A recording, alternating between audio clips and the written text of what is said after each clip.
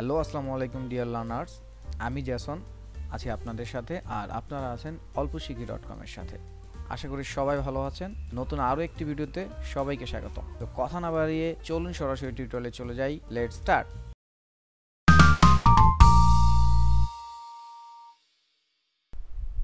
এইবার আসি ফাংশন। ওই যে বললাম ক্লায়েন্টে সব, তো সেইখানে আসলে আসে function. Function is the consideration of the main objective for a piece of graphic work and how well a design is explored and executed to meet the end.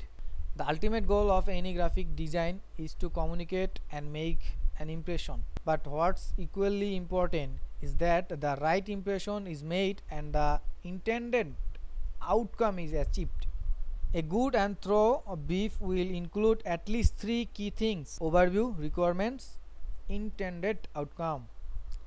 এখানে আসলে ফাংশন ব্যাপারটা এরকম, ফাংশন ব্যাপারটাই হচ্ছে কাজ নেওয়া থেকে শুরু করে কাজ ডেলিভারি দেওয়ার পর্যন্ত যেই পুরো প্রসেসটা হচ্ছে, এই পুরো প্রসেসটা বুঝে নেওয়া, বুঝে দরকারি জিনিসগুলো অ্যাপ্লাই করা এবং সেই জিনিসগুলো দিয়ে আউটকাম বের করা। সেই আউটকামটা হচ্ছে ভবিষ্যতেও যেন আপডেট করা যায়, এইটাই হচ্ছে ফাংশন। এখন এই জিনিসটা যদি আমি মাথায় না রাখি, তাহলে আমি কিভাবে এই ইন্ডাস্ট্রিতে লং টাইম আমি টিকে থাকবো? ধরলাম আমি অ্যাপেল কোম্পানির একটা লোগো ডিজাইন এখন আমি করে দিলাম, অ্যাপেল কি আগামী 5 বছর বা 10 বছর পরে ম্যাঙ্গো হয়ে যাবে? তাহলে আমি এমন ডিজাইন দিছি, এই লোগোই আগামী 10 বছর পর আমার চেঞ্জ করতে হবে না, তাইলে তার হলো না, তাইলে তার ব্র্যান্ড তৈরি করা গেল না।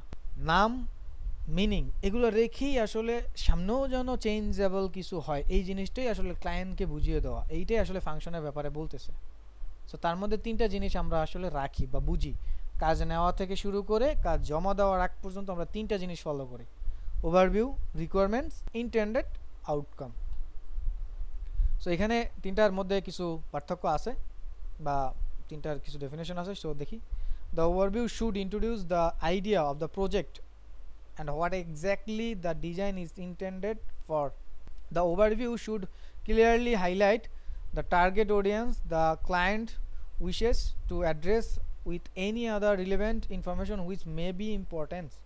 Actually এখানে আসলে আমাদের প্রজেক্টটা আসলে কি হবে, এক্স্যাক্টলি কি ধরনের প্রজেক্ট হবে, কি আউটপুট আমরা আসলে দিব, কি ধরনের ক্লায়েন্টের ইচ্ছা, এই টোটাল ব্যাপারটাই আসলে আমি এখান থেকে জেনে নিব, বুঝে নিব। ক্লায়েন্টের কাছ থেকে প্রজেক্ট সম্পর্কে পুরো ডিটেলসটা আমি জেনে নিব, পুরো ওভারভিউটাই আসলে এটা।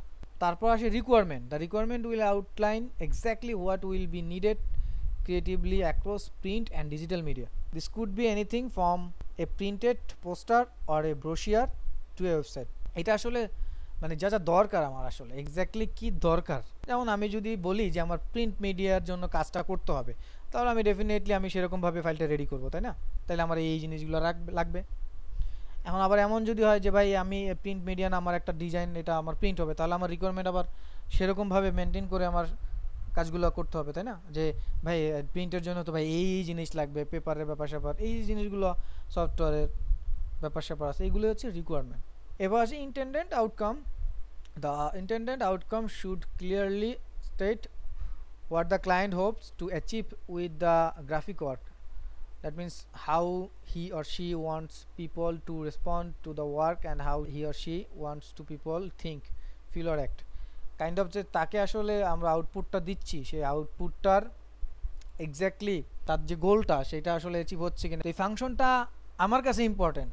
আমি অ্যাজ এ মেন্টর বা অ্যাজ এ ডিজাইনার হিসেবে 2 প্ল্যাটফর্মে যখন কাজ করি, এই ফাংশনটা মোস্ট ইম্পর্টেন্ট একটা পার্ট আমাকে মানে হেল্প করে। যেমন আমি এই জিনিসগুলো যদি আগে না জানি, তাহলে আমি ক্লায়েন্টকে বাজেটও বলতে পারবো না।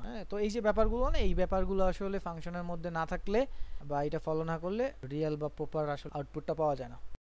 তো এই ছিল আজকে টিউটোরিয়ালে। দেখা হবে নেক্সট ভিডিওতে। ততক্ষণ পর্যন্ত ভালো থাকুন, সুস্থ থাকুন এবং প্র্যাকটিস করুন।